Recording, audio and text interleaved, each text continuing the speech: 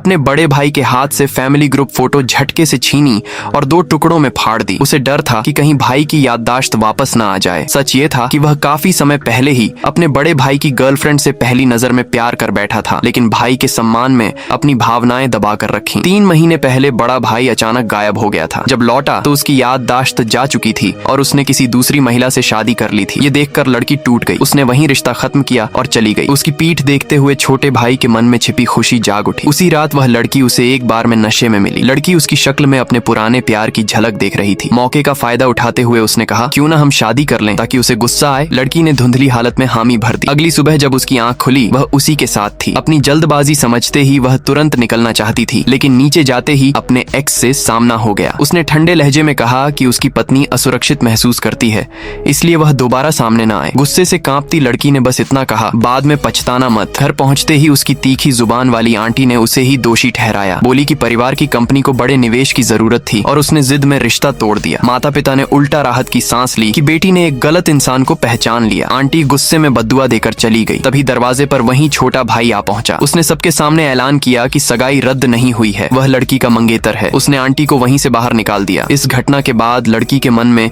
उसके लिए soft corner बन गया और दोनों ने कॉन्ट्रैक्ट मैरिज का फैसला किया। जब वह उसे घर ले गया तो उसके माता पिता दंग रह गए। छोटा बेटा उसी लड़की को लाया था जो पहले बड़े बेटे की मंगेतर थी। माँ ने थोड़ी हैरानी के बाद लड़की के फैसले का सम्मान किया, लेकिन बड़ा भाई बुरी तरह टूट गया और इस रिश्ते का विरोध करने लगा। माँ ने उसे रोक दिया। गलती पहले उसी की थी। छोटे भाई ने शादी की अंगूठी दिखाकर जैसे अपनी जीत का इशारा किया, मगर कमरे में लौटने के बाद दोनों के बीच अजीब सी झिझक थी। लड़की ने उसे सोफे पर सोने को कहा, लेकिन वह बेधड़क बिस्तर पर जा बैठा। मजबूरी में लड़की खुद सोफे पर चली गई तो वह भी पीछे पीछे आ गया। उसने मासूम बनकर कहा कि कहीं वह उसे सिर्फ बड़े भाई का विकल्प तो नहीं समझती। लड़की ने उसे पास खींचते हुए साफ कहा कि उसने उसे कभी सब्स्टिट्यूट नहीं माना, बल्कि एक अलग और खास इंसान समझा है। दोनों के बीच की दूरी कम होने लगी। उसी पल दरवाजा अचानक खुला। बड़ा भाई घबराई आवाज में चिल्लाया, मुझे सब याद आ गया है।